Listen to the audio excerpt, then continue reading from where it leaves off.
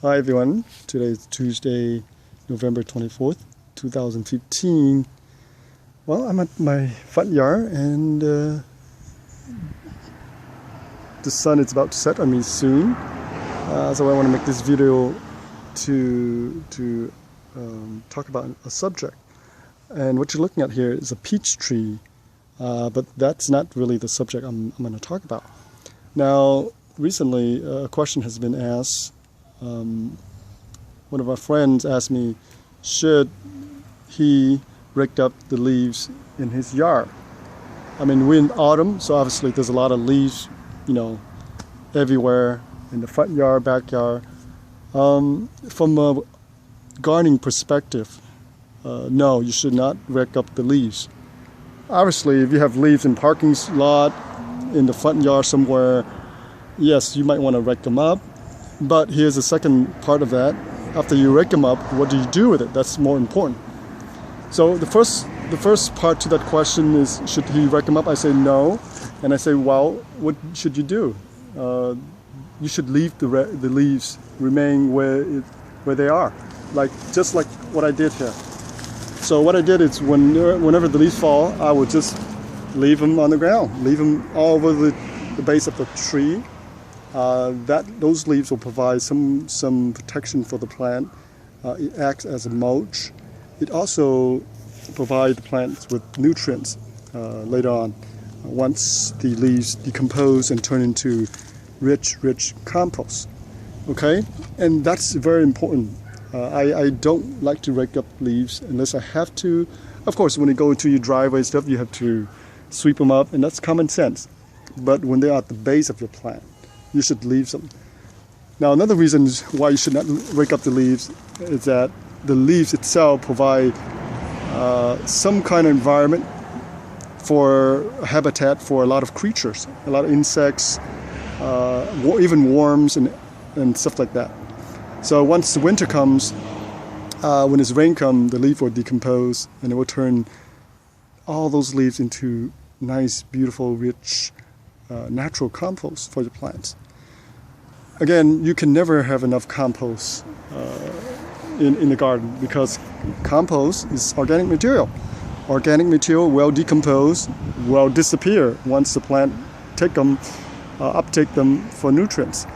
The sand, the silt, and the clay, they will remain. Of course, some of the minerals will be depleted, sure, but typically all the sand and stuff will stay forever.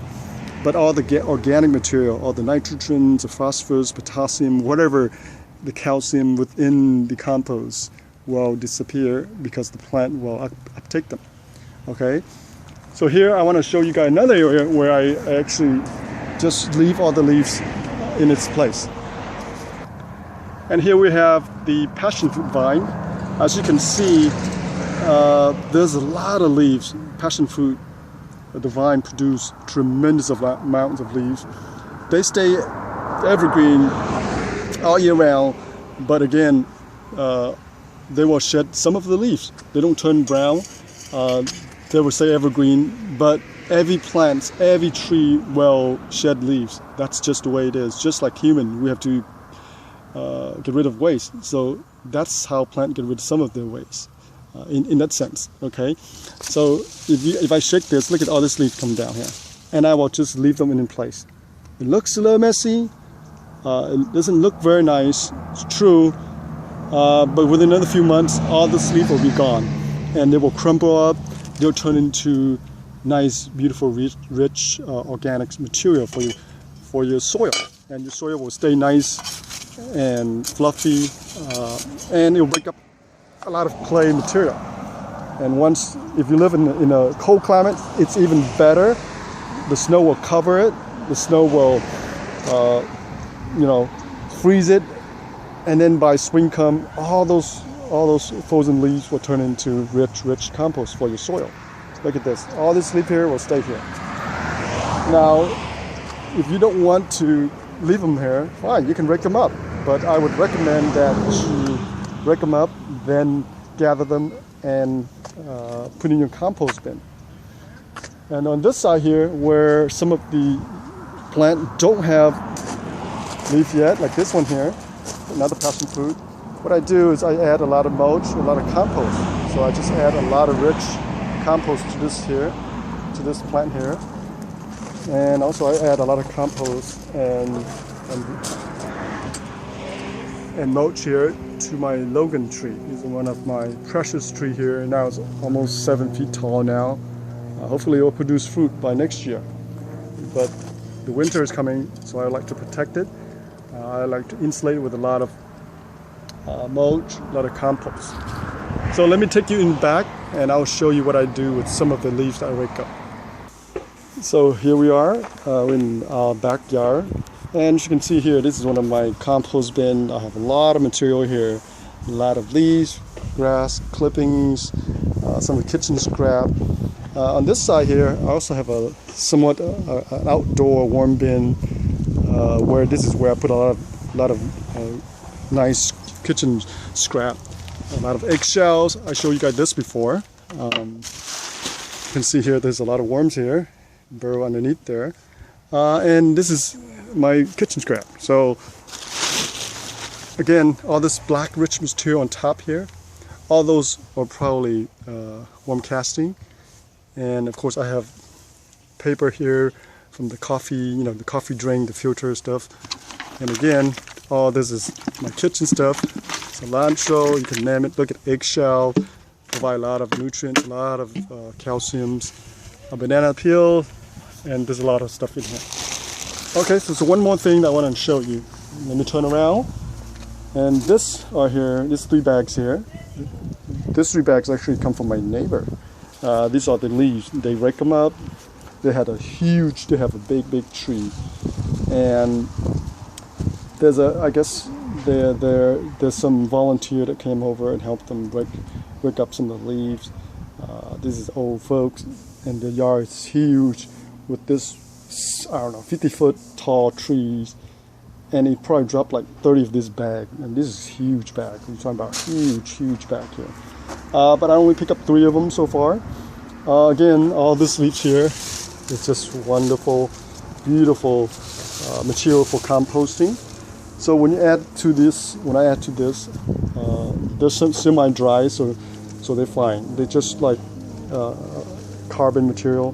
But I also have a lot of nice green stuff that's nitrogen. So you want to mix some nitrogen and some carbon material in here, to have a good mix.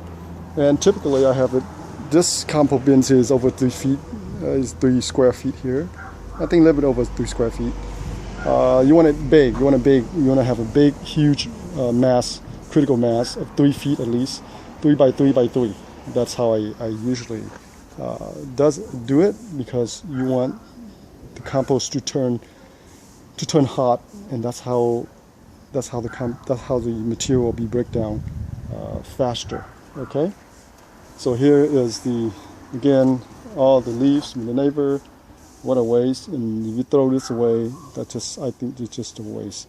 So I will dump all this into this bin here, and within a few months, maybe by next year, I'll have plenty of compost.